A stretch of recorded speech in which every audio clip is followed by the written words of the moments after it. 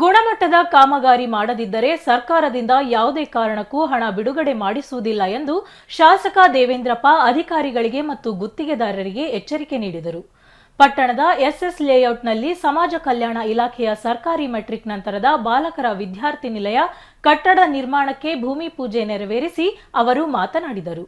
ಶಾಸಕರು ಕಾಮಗಾರಿಯ ಬಗ್ಗೆ ಮಾಹಿತಿ ಕೇಳಿದಾಗ ತಾಲೂಕು ಸಮಾಜ ಕಲ್ಯಾಣ ಇಲಾಖೆ ಅಧಿಕಾರಿ ಮಂಜುನಾಥ್ ತಡಬಡಿಸಿದರು.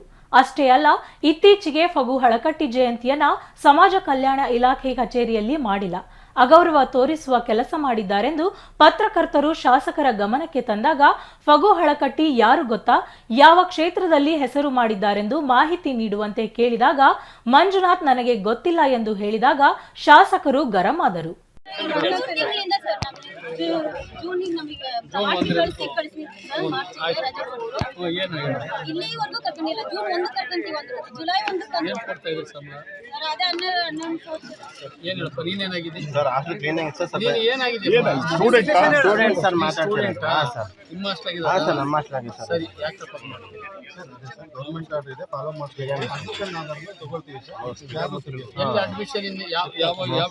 ಇನ್ನೊಂದು 2 ತಿಂಗಳು ಬಂದ್ರೆ ದಸರಾ ರಜೆ ಬಂತಲ್ಲ ಮನೆ.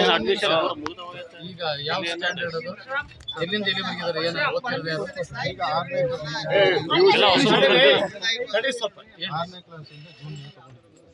ನನಗೆ ಅವೆಲ್ಲ ಗೊತ್ತಿಲ್ಲ, ಆಮೇಲೆ ಇಡುವಂತೆ.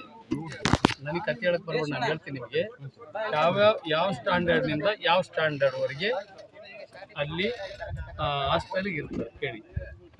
ಸರ್, ಪ್ರಿ ಮೆಟ್ರಿಕ್ ಹಾಸ್ಟೆಲಲ್ಲಿ 6ನೇ ತರಗತಿಯಿಂದ ಹಿಡಿದು ನಾವು 10th ವರೆಗೆ ಇರ್ತೀವಿ. Post matric hostel PU hostel ಅಂದರೆ first P second P matric ನಂತರದ ಹಾಸ್ಟೆಲ್ ಫಸ್ಟ್ ಇಯರ್ ಡಿಗ್ರಿಯಿಂದ ಹಿಡಿದು ಹಾಸ್ಟೆಲ್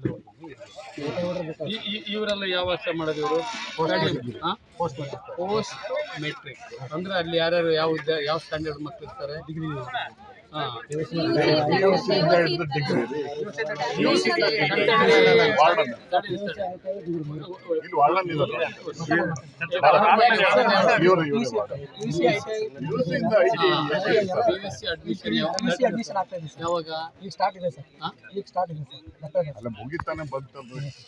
ಏನು ಓದಿದ್ದೀನಿ?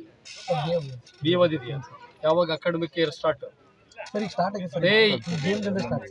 ಜೂನ್ 1ರಿಂದ ಅಲ್ವಾ? ಜೂನ್ 1ರಿಂದ ಆದಮೇಲೆ ನಾನು ಹಾಸ್ಟೆಲಲ್ಲಿ ನಾನು ಒಬ್ಬ ಕಾಲೇಜ್ ವಿದ್ಯಾರ್ಥಿ ಆಗಿದ್ದೀನಿ. ಕಾಲೇಜಿನಲ್ಲಿ 33 ವರ್ಷ ಕೆಲಸ ಮಾಡಿದ್ದೀನಿ.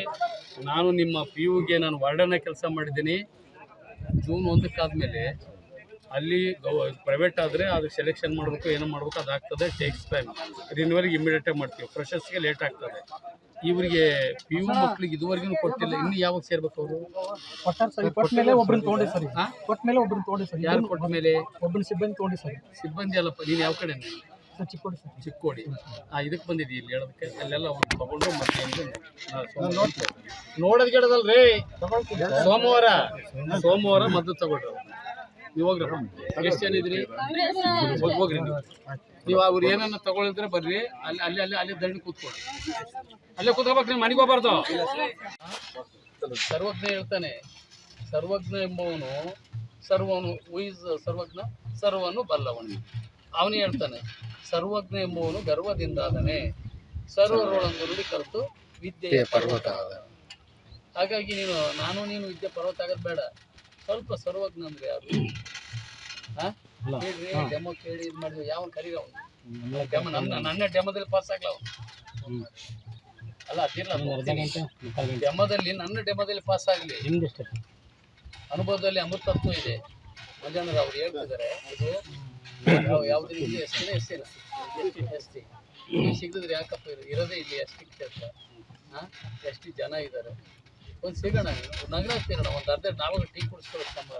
ನಮ್ಮ ಹುಡುಗರಿಗೆ ಹೇಳ್ತೀನಿ, ಪಾಪ ತುಂಬ ಚೆನ್ನಾಗಿದ್ದಾರೆ ಆರ್ಥಿಕವಾಗಿ, ಅವರ ಟೀ ಕುಡಿಸ್ತಾರೆ, ಕುಡಿಬೇಕು. ಕಾರ್ ಎಲ್ಲಿ ಹೋಗತ್ತೆ? ಕಾರ್ ಇಲ್ಲ ಸರ್, ತಗೊಂಡಿಲ್ಲ ಸರ್. ಕಾರು ಅದು ಟೆಂಡರ್ ಮುಗಿದೋಗಿತ್ತು. ಹೌದು, ಕಾರ್ ಪರ್ಮಿಷನ್ ಬರೋದು ಈ ಟೆಂಡರ್ ಕರೆದಿದ್ದೀವಿ ಸರ್. ಹ್ಞೂನಪ್ಪ. ಅಲ್ಲಿವರೆಗೂ ತಗೊಳ್ಳೋದು ಬೇಡ ಅಂತ ಹೇಳ್ಬಿಟ್ಟು ಸ್ವಂತ ಕಾರಲ್ಲಿ ಓಡಾಡ್ತಾರೆ.